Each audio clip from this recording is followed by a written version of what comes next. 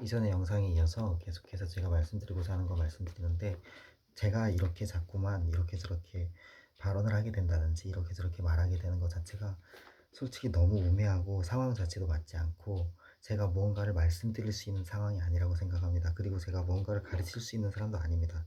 말씀드릴 수 있는 사람도 아니고, 저는 정말 제가 뭐 잘못했다 잘했다 이런 상황 그런 것 자체를 떠나서 지금 이렇게 발언하고 있는 이 상황 자체가 너무 우매하고 멍청하고 말도 안 된다고 생각하거든요. 저는 이전부터 계속 그런 생각을 갖고 있었고, 그냥 거의 반쯤 포기 정도가 아니라 거의 절대적으로 완전히 포기한 상태 비슷하게 그냥 제 멋대로 지금까지 계속 짓거리기만 한 거예요. 말도 안 되는 소리들을 계속 늘어놓은 것 뿐입니다.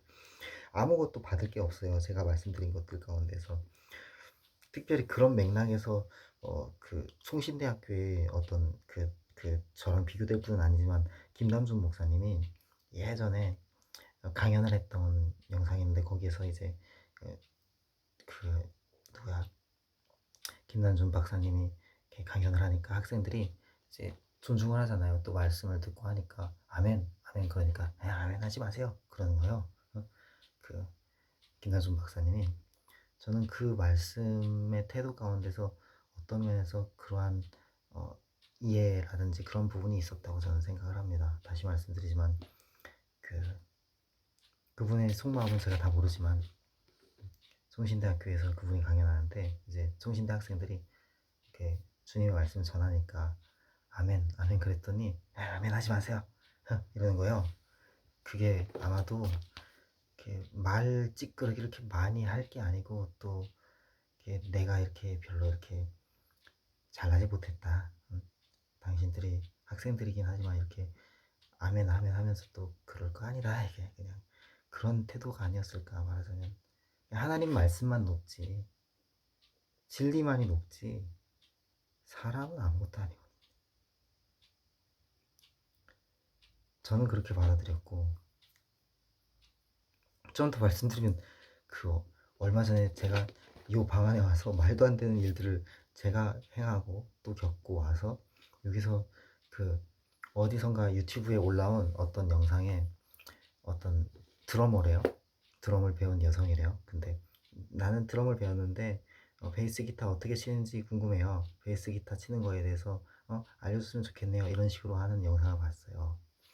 근데 그 영상에 어떤 분이 이러면서 이렇게 발언을 하는 거예요. 근데 얼마 전에 제가 잠깐 TV를 틀었는데 그 뉴스 하시는 분들이 따라하더라고요. 그분을 따라하더라고요. 근데 전혀 다르더라고요. 전혀 다르더라고요. 제가 그 이제 젊은 그 여성분의 이렇게 말씀하신 그걸 봤을 때는, 그분 아마도 그리스도인일 거고 교회를 다니든 안 다니든 아마도 안 다니는 사람일 수도 있는데, 분명히 독실한 그리스도인일 거다 이렇게 저는 생각을 했거든요. 그리고 그분의 그걸 봤을 때 제가 여러 가지 생각을 했어요. 마치 김남준 박사님이 저와 다른 인물이고 또 이분도 다 각자 다른 인물이지만 같은 교훈을 받았어요. 뭐였냐면 그와 이렇게 얘기하면서, 나는 드럼을 치는데 베이스 기타 칠 줄 아면 베이스 기타를 잘 치는 방법에 대해서 좀 알고 싶네요. 얘기해 보세요.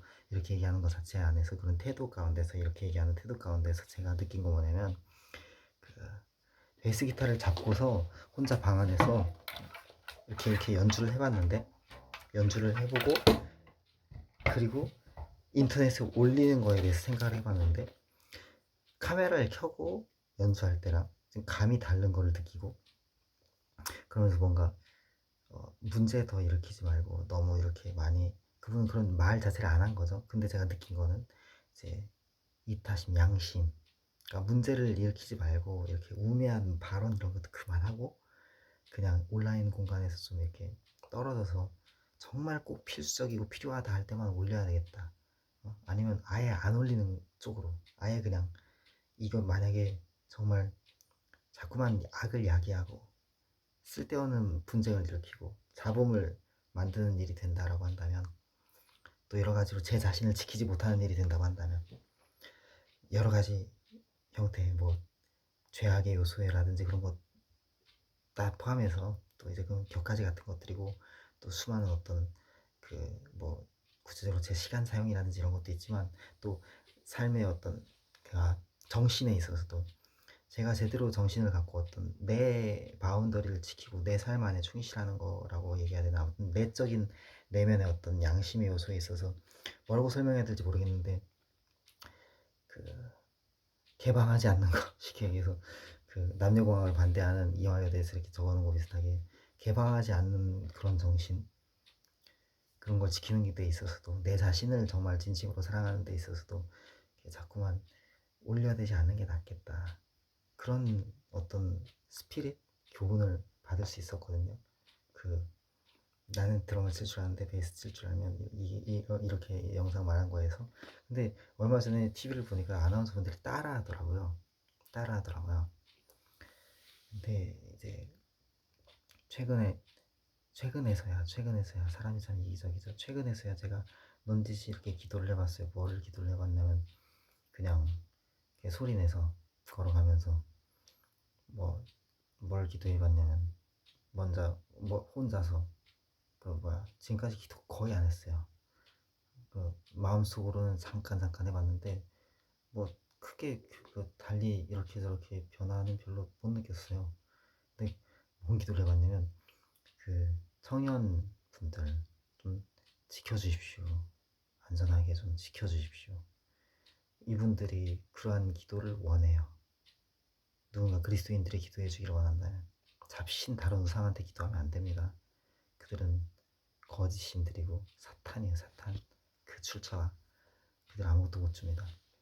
위험을 갖고 온다면 몰고 오겠지. 위험을 몰고 오겠지 아무도.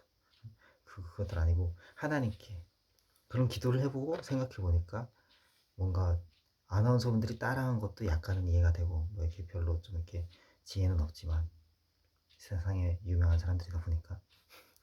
근데 대체적으로 다들, 그리고 또 이제 거의 절대 다수가, 그리고 이제 그분의 이제 이렇게 발언했던 어떤 그 어린 여성분의 유튜버라고 하는 분의, 드러머라고 하는 분의 그 태도 안에서도 제가 바로 잡아야 될 게, 뭐 그분과의 관계다, 그분에게 어떻게 잘 보여야 된다, 이들한테 어떻게 뭔가 합리화를 해야 된다, 이런 수준의 얘기가 아니라 그냥 말 그대로 나 혼자 깨우칠 것, 이것을 크리스천리티 안에서는 하나님과의 관계다라고 설명을 한단 말입니다.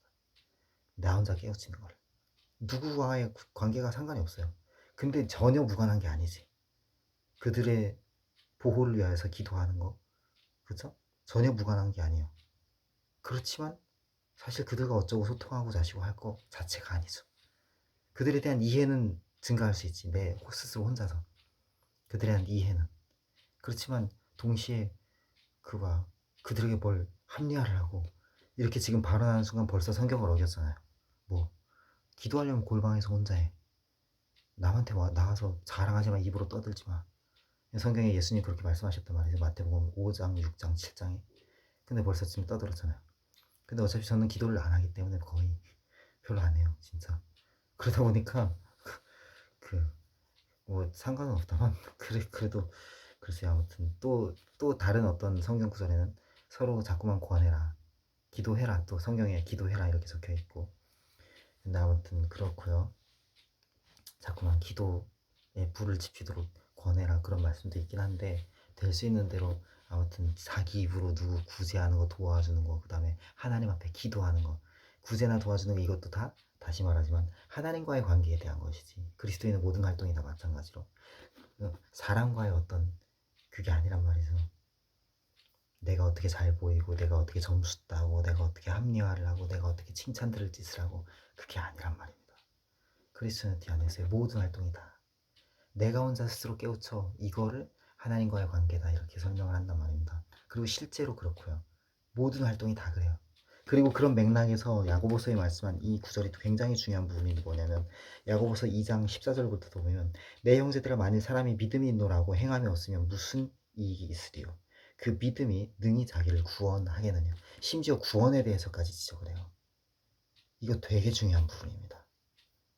이거에 대해서 아마도 장로교단이 크리틱하는, 그리고 처음부터 순복음교단의 조영기 목사에 대해서 많은 신학자들이 그 당시에도 굉장히 정죄를 했던 부분의 아주 중요한 부분일 거예요. 내 형제들, 만일 사람의 믿음이 있노라고 행함이 없으면 무슨 이익이 있으리요. 그 믿음이 능히 자기를 구원하겠느냐. 만일 형제나 자매가 헐벗고 일용할 양식이 없는데 너희 중에 누구든지 그에게 이르되 평안히 가라 더럽게 하라 배부르게 하라 하며 그 몸에 쓸 것을 주지 아니하면 무슨 이익이 있으리요. 여기서 말하는 이익이 내가 가난한 자한테 심지 않으면 나한테 이익이 안 떨어진다 그런 뜻이에요? 그거 완전히 왜곡하는 거예요. 하나님이 누군지 모르는 거지. 성경이 뭔지 모르는 거예요. 복음이 뭔지도 모르는 거야. 그러니까 구원이 없지 그 정도 수준이면. 그쵸? 여기서 말하는 이익이 뭐예요? 말 그대로 믿음이 너를 구원하겠느냐라는 겁니다. 그 믿음을 갖고서 네가 구원을 받겠니? 구원받지 못해 라고 말씀하는 거예요.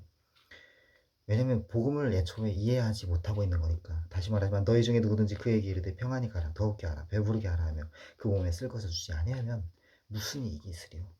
이와 같이 행함이 없는 믿음은 그 자체가 죽은 것이라. 믿음이 있는데 믿음이 사실상 죽은 믿음이라는 거죠. 누가 죽는다 이런 얘기 아니에요. 이태원이 난다 세월호가 난다 그 얘기가 아니라 그거랑 전혀 무관합니다. 누가 자살한다 그 얘기가 아니에요.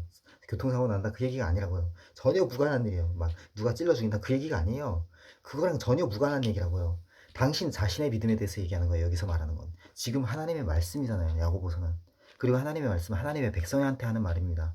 그리고 하나님의 백성한테 하나님께서 말씀하시는 거예요. 내 형제들아 만일 사람이 믿음이 있노라고 야고보가 썼으니까 야고보에게 형제죠. 그러나 야고보를 통하여서 성령께서 말씀하신 거란 말이다. 성령 하나님께서 내 형제들아 이렇게 말하면서 야고보가 뭐라고 말하냐면 만일 사람이 믿음이 있노라고 행함이 없으면 무슨 이익이 있겠니? 그 이익이란 게 뭐냐? 구원받는 거 말입니다. 하나님과 관계를 바르게 하는 거. 하나님의 자녀로서의 삶을 사는 거. 그런데 그 믿음이 능히 자기를 구원하겠니? 구원 못한다 이거예요. 그 행함이 구체적으로 뭐냐? 예시를 들어놨어요. 만일 형제나 자매가 뭐라고요? 중요한 요소가 있죠. 형제나 자매가. 이건 구약의 율법에도 명시하고 있는 겁니다. 이스라엘 백성들이 그 돈을 꾸어주거나 뭔가 빌려주거나 하는데 아니면 노예를 이렇게 부리거나 하는데 그때는 이제 노예제도가 있던 시대니까 지금으로 말하면 뭐 고용을 한다 뭐 이런 식으로 해석될 수 있지만 고용과 노예제도는 다른 거죠. 분명히 전혀 다르죠. 이건 계약이고 그건 노예제도는 소유에 대한 거고 사람을 소유하느냐 계약관계 거래를 하느냐 완전히 다른 거예요. 근데 아무튼 노예제도가 있던 시절에 구약 시대에 이스라엘 백성들에게 구약의 율법이 이렇게 명했어요. 너희가 이방인에게 대해서는 너희 형제 자매가 아닌 이스라엘라이츠끼리 아닌 이스라엘 백성들끼리 아닌 이방인에 대해서는 너희가 돈놀이 할 수 있다. 돈놀이 할 수 있다. 이자 받을 수 있다. 근데 너희 형제 자매들끼리는 돈놀이 하지 마라. 이자 받고 그러지 마라. 궁핍하면 빌려주는데 당연히 그 형제도 자매도 그냥 공짜로 받기 미안하지 당연히. 갚는데 이자 받지 마라. 이자 받지 마라. 그래 그렇게 얘기했어요. 이스라엘 백성들에게. 구약의 율법에도 말씀한 바예요. 그리고 또 그 노예제도에 대해서도 그 당시에 있었던 지금 노예제도가 절대로 합리화될 수 없습니다. 근데 노예제도에 있어서도 그 당시에 구약 시대에 어떻게 말하냐면 그때 뭐 일부 다처제 그런 것도 있었을 시대니까 심지어. 근데 노예제도에 대해서도 형제에 대해서 자매에 대해서 말하자면 이스라엘라이스끼리 이스라엘 백성들끼리의 그 대처가 다르고 이방인에 대해서가 달라요. 구약의 율법에도. 그게 질서란 말이죠. 구체적으로 우리가 가족들한테 대하듯이 외부의 가족이 아닌 사람들한테 대하려고 해도 아무리 노력해도 그게 안 되어서요. 마찬가지로 사회에서의 통용되는 어떤 질서가 있는 거고 교회 안에서 그리스도인이라 일컬어지는 사람들끼리의 질서가 있는 거예요. 그래서 여기 말하기를 형제나 자매가 헐벗고 일용할 양식이 없는데 너희 중에 거기 뭐 배부르게 해. 덥게 해. 따뜻하게 해. 평안히 가. 그래 놓고 실제로 그 사람이 입을 거 안 주고 먹을 거 안 주고 일용할 양식 안 주고 그리고 그냥 이렇게 말로 이렇게 그냥 그래 버리면 그 너의 믿음이 무슨 이익이겠니? 그 믿음은 죽은 믿음이야. 이렇게 얘기하는 겁니다. 그래서 이와 같이 행함이 없는 믿음은 그 자체가 죽은 것이라. 혹이 가로되 너는 믿음이 있고 나는 행함이 있으니 행함이 없는 네 믿음을 내게 보이라. 나는 행함으로 내 믿음을 네게 보이리라. 네가 하나님은 한 분이신 줄을 믿느냐? 잘하는도다. 귀신들도 믿고 떠느니라. 아 허탄한 사람아 행함이 없는 믿음이 헛것인 줄 알고자 하느냐 하면서 이제 아브라함에 대한 얘기가 나오고 이삭에 대한 얘기가 나오고 등등 나와요. 영혼 없는 몸이 죽은 것 같이 행함이 없는 믿음은 죽은 것이니라. 심지어 이런 표현이 나오고요. 그러니까 이것은 사실 다른 요소가 아니라 하나님의 백성에게 당신 자신에게 대한 얘기.